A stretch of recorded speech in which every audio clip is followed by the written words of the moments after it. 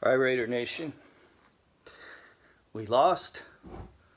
I called it a blowout. It was a blowout. I called it. I called it last week.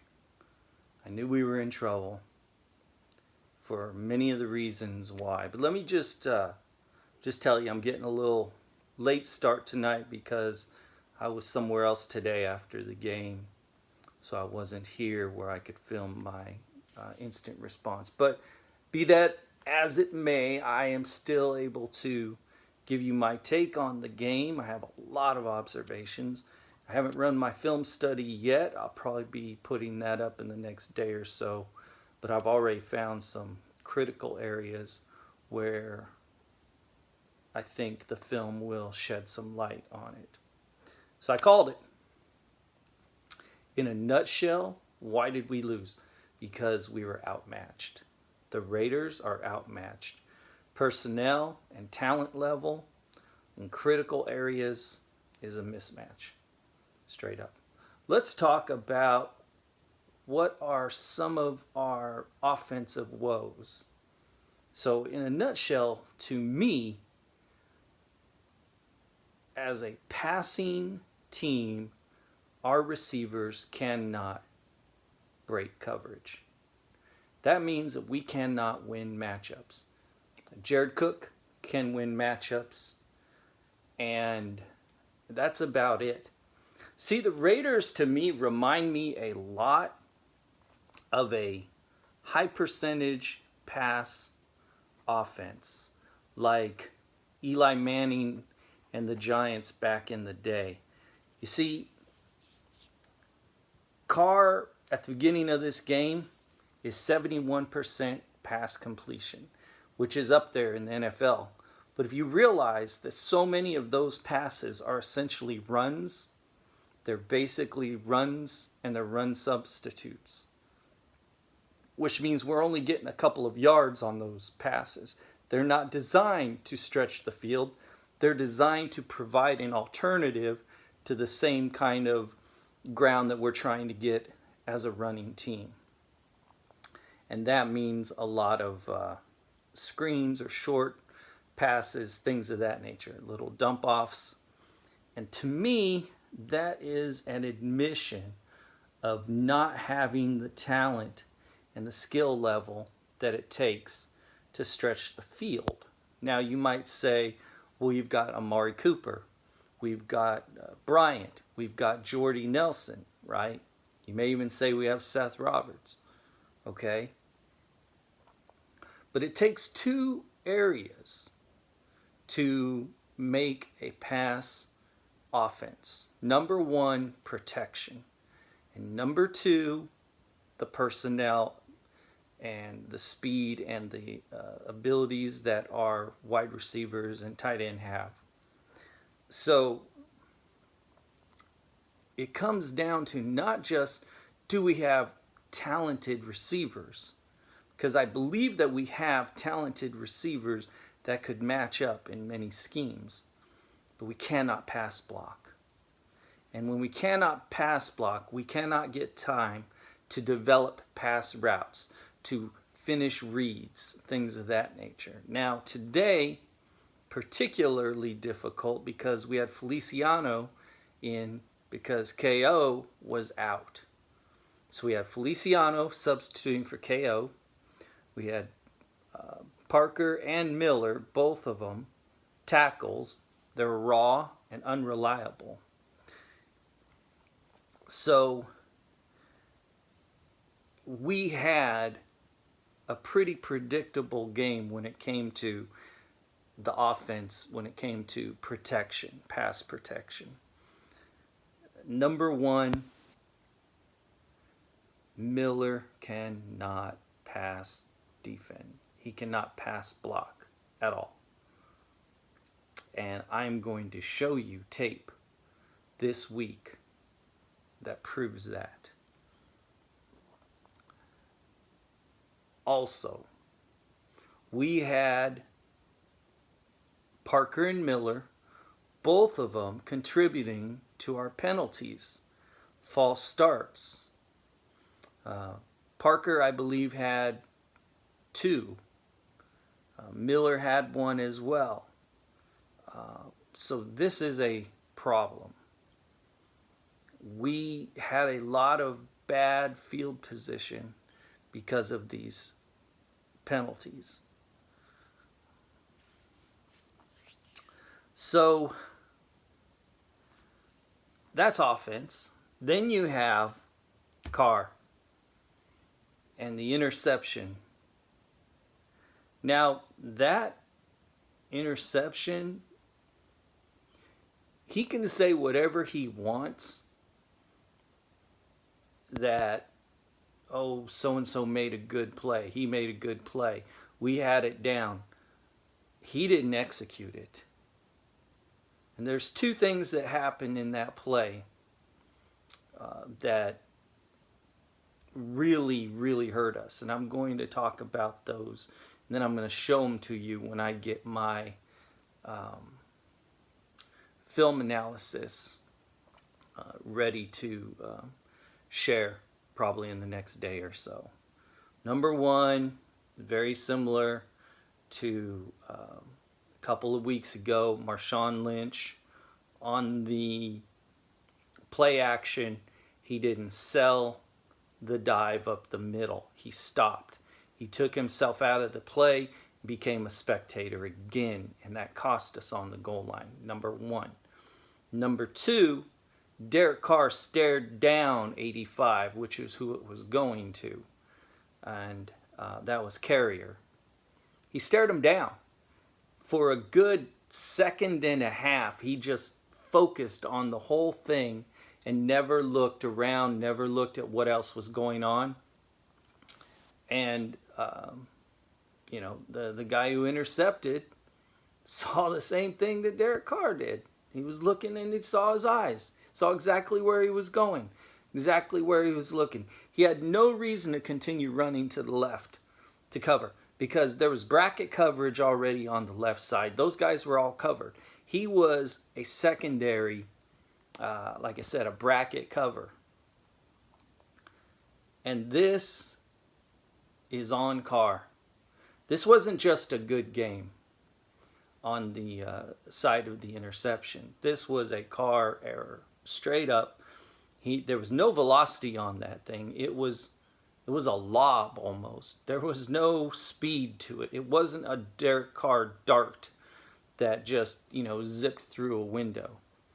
This was a gentle lob ball, and it was basically thrown right to the guy if he just stops. And that's exactly what he did. And the reason he did that is because he looked at Carr's eyes. Carr stared down that receiver, Carrier, as he came open across the back goal line. So it could have been a good play had Lynch sold that dive. He might have brought that linebacker forward at that point and taken him just out of the play to create that window. And he wouldn't have been running in bracket coverage because he would have committed to trying to wall off Marshawn Lynch on the dive, which is what everybody thought was going to happen. But as soon as you fake the handoff and you don't go and sell it, you run 2 steps and stop like you're holding a, piece of bread and then you just stop. That's not going to work. So we have a lot of problems though. From a running standpoint, Lynch did well today. I'm going to talk about Lynch because there's some good things that I liked. Lynch is really carrying the running load on this offense. Now, what I need him to stop doing is stop running plays later in the game where he has to start his route or his run running sideline to sideline. He is an up and downhill runner. Don't get him trying to run, like he's going outside and then cut inside. Don't have him run, 3 steps and then try to find a north-south route. especially later in the game when he's wearing down. And he definitely shows that he wears down. The Raiders have what I call a waste of down every time you run a play with Doug Martin. Okay? We didn't run any fullback play today at all, but Doug Martin can get cut as far as I'm concerned, because every time, I mean, he dropped a pass and he just, he makes his 1 yard or less, or gets caught in the backfield. I mean, he is no threat. He is of no concern as a runner, and he has no production value whatsoever. So anytime you put him in the play, you are pretty much saying, we're going to burn this down. We're just going to waste this opportunity to make progress. As far as I'm concerned, that's how it goes. Jordy Nelson, good. He played well. Bryant played pretty well, but he was responsible for a pretty big turnover in our game, and that was not cool. Rashard actually played well, although he was a part of the very first sack of Derek Carr today. And people say that he chip blocked and had a bad chip block, and I'm going to show you, that's going to be one of my film breakdowns, that in fact he did not chip block, but he was looking like he was going to, he started on a delay, and then he was going to sneak out and run a square out to the left side. And as he was sneaking out, he basically got his bell rung by the linebacker, who ended up, taking down Derek Carr. So it was not a chip block. He was not intentionally going to chip anybody. He was starting to run a route after a delay, and I'm going to demonstrate that later. So, Jordy on his last TD, for example, though, let's talk about that. We got away with something called illegal motion. We weren't fully set, and they didn't call it. So had that happened to us, we'd be crying about that right now. So straight up, we shouldn't have even got that touchdown. Okay, that was illegal motion all the way, and just was. Okay, Jared Cook, for the most part, I think he did a good job. That first and goal, he pretty much got hit, through the hands and in the head. Now Derek Carr threw into a tight window, and it was a fast ball, but Cook should have got that. Okay, and I want to talk a little bit about that first and goal and second goal and all that problem. So as I said, the first one, the ball hit Cook in the head, and it was a tight window, but again, he should have caught that. Second and goal, what happens? KO is out, Feliciano's in, false start. Third and goal. Now this is interesting. Cook catches the ball, he gets knocked back, but if you look at the play, you see that what Carr said in today's conference is absolutely true, that the Chargers were keeping everything in front of them. And on that particular play, and I'm just going to use my little fingers, they were playing up on the line at Cook, and then just before the ball was snapped, he sprinted back. He probably sprinted back a good 10 yards. Back sprint. And then we had a linebacker. Jared Cook goes out, gets the ball, and gets it inside. And this guy already has a whole head of steam. That guy who did the back pedal, the corner that did the back pedal. And bam, just hit him. Full full head of steam, kept him in front, let him catch that underball, and he knocked him back. So, and then we get our field goal, right? So, a couple other things, though. I want to go back to Richard. Jalen had a good game.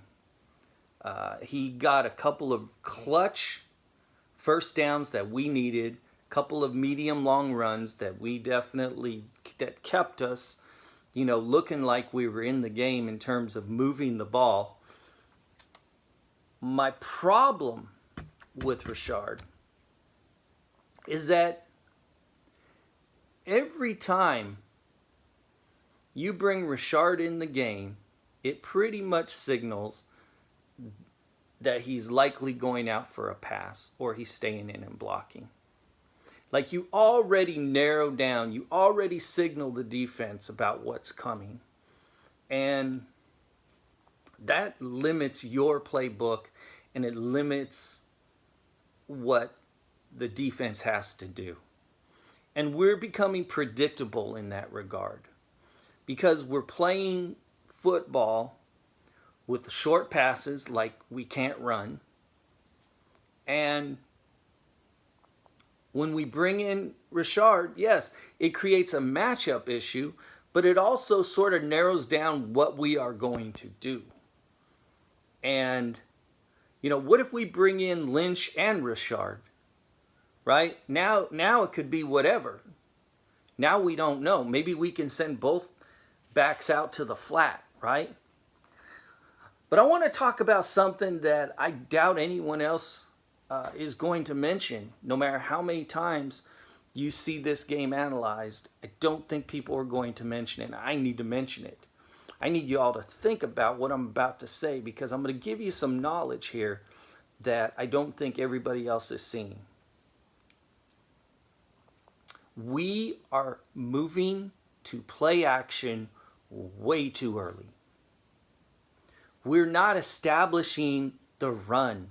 You don't run it once and play action the second time. That's not how it works. You have to run the ball, make these guys feel like they're going to be in the trenches trying to corral a pig for most of the afternoon, get their head and their mind switched into that so that they actually have to convert over their whole mindset, their whole scheme in, we need to stop this run. And you do it early, and you run violent. And when I say run violent, I mean you block violently. Now, we did a pretty good job of run blocking. We suck at pass blocking. So if that's our strength, then you run and you run and you run and you run straight up the gut, and you beat those guys. I don't even know if you're going to get yards, but you smash them for stopping you. You don't run until they hit you. You smash them. Your goal on that is hold on to the ball and smash them as hard as you can. If there's a wall, you smash that wall. You've got to make them feel like, damn, that just really, really hurt. I felt that. You get inside their head. You mix it up on runs, that's fine, but you don't play first down, run, and second down, play action. It doesn't work like that. You've got to go out there and say, I'm dictating this game to the defense. I don't care who you are. I don't care where you're lining up. We're coming home, and we're going to smash you hard. We didn't do that, and we're not doing that. And so it really makes our play action impotent, basically. And that is part of offense scheme. That's part of understanding the psychology of the play action. Okay? You've got to make them think you're running. Now, if all you've been doing is showing one or two runs and then the next is a play action, that's predictable. You see, Because the Raiders are not trying to stretch the field. And the reason they're not trying to stretch the field is they already know they do not have the wide receiver talent and consistency to stretch these defenses that we've been playing lately. And we do not have the protection to let routes and long plays develop, to let him make his reads, to look off the safety or whatever he has to do and then throw the deep ball. Now, Amari Cooper actually had a pretty decent game, but I wouldn't call him a factor at all. I don't think he made anybody feel afraid. So that 20 minutes into this are my thoughts on offense. Now we have a defense too. And there is another situation, and that is, again, no one fears our pass defense. Our pass defense, Rivers can almost complete at will. You can push him back in the box, and if you don't get a sack on him, he is going to get a completion. Very few were challenged. And he has time. So in that regard, we really are feeling the loss of Khalil Mack. We do not have that guy that they fear anymore. Okay? Now, there were good things about defense, though. Gunther clearly prepared the defense for Melvin Gordon today. And for the most part, executed very well against him. P.J. Hall had a great game. He had a pass block, knocking it down. Irvin had a sack. Okay? Our defensive line had some penalties, though. We're still vulnerable to jet sweeps, outside runs, and screens. Whether it's a bubble screen or tight end screen or whatever it is, on third and short, they will get us on screens almost every time. That said, I was still very, very impressed with what they did against Gordon for the most part, because that was the guy that had the biggest potential to hurt us. Now, their fullback got loose, and Tahir Whitehead got basically cut on out of position, and that was a very tough run to lose to them. But again, nobody fears our pass defense. And they all know that we're vulnerable to screens and running side to side. So, Worley, though, great to see him today on the return. He had a big hit, 3rd and 10 today, on Keenan Allen, and it was a loss. And what was cool about him compared to Rashad Melvin was he fought through that receiver that was blocking him and brought Keenan Allen down for a loss. I feel like, I don't know, did y'all notice that really Conley didn't start? It looked to me like they started Melvin and Worley at corners today. And I think they should have started Worley and Conley at corners today. And then bring in Melvin on like run plays, because he's pretty good, and on like nickel type plays. And I didn't see that today. So that bothered me. Dominic Rodgers Cromartie, I told you he is somebody that I am really watching and respect, and today was no exception. He did great. He had some great hits. He had great special team play. He almost blocked a kick playing on the wing, and he was the one at the end of the half that knocked down the Hail Mary.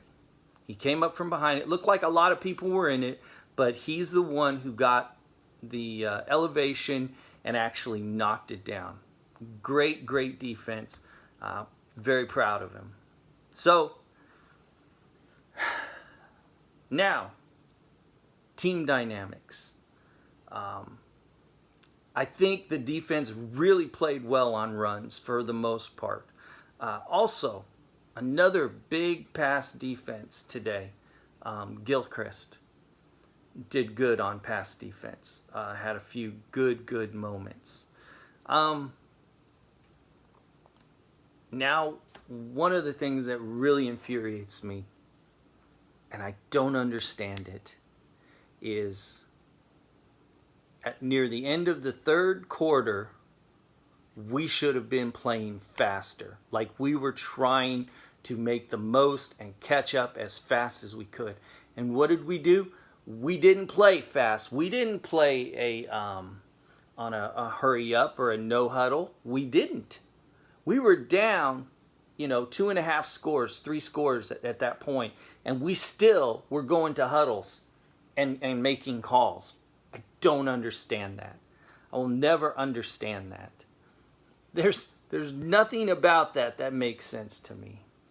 And again, I don't know. It's just sometimes we get these things that come up and I don't know what they're thinking. Like, how do you have that job and you don't understand how much time you have to win a game? I don't have an answer for you guys on that. I really don't. Look, I called it. I called it that we were going to lose. And we lose on the offensive line, we lose it on the defensive line, and we lose it in the defensive pass defense. I can't be angry about our run game, or our run game on either side. But listen, we have got to come up with a response for these things that everybody keeps using against us and exploiting us. And the fact that we're not doing that tells me that it is a mismatch of personnel in terms of skill, knowledge, and talent. The last thing I want to do, though, is I want to shout out to the Chargers. Because at the end of the game, inside the 10, Phillip Rivers kneeled down, took a knee, let the clock run. Respect that. Because we are division rivals. And it is our nature to hate each other and to really demoralize one another if we have the opportunity, And I have to recognize the fact is that they are playing with 2 legends right now and a soon-to-be 3rd legend if he keeps up his production year after year. You have Phillip Rivers, who's a very smart quarterback. You have Keenan Allen, who is a very smart receiver for them. And you have Gordon. And when you run those and you're able to complete those passes, it is going to be a mismatch. It is going to be a blowout. And today, the Raiders lost because they simply do not have the talent, the skills, the abilities, and experience to beat a team like that. I do still think that the Raiders have wins that are yet to come. And I do believe that we have faced some really tough opponents up to now. But make no mistake, this organization is aware of what they are and what they are not. And they know, and you need to know, And the world needs to know these guys simply don't want to get hurt. They want to develop their young talent, and they know they're not there yet. So when everybody says that this team is rebuilding, that is exactly what they're doing. That's all I have for today. I know it was a long set of observations, but I have a lot of things to kind of digest and share and put out there. I want y'all to kind of be aware. Be aware of the truth about your team.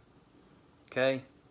I will be posting up some film analysis in the next day or so.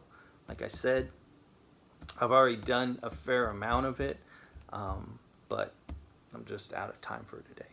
All right. One love. Raider Nation. Look forward to your comments. Thanks for watching.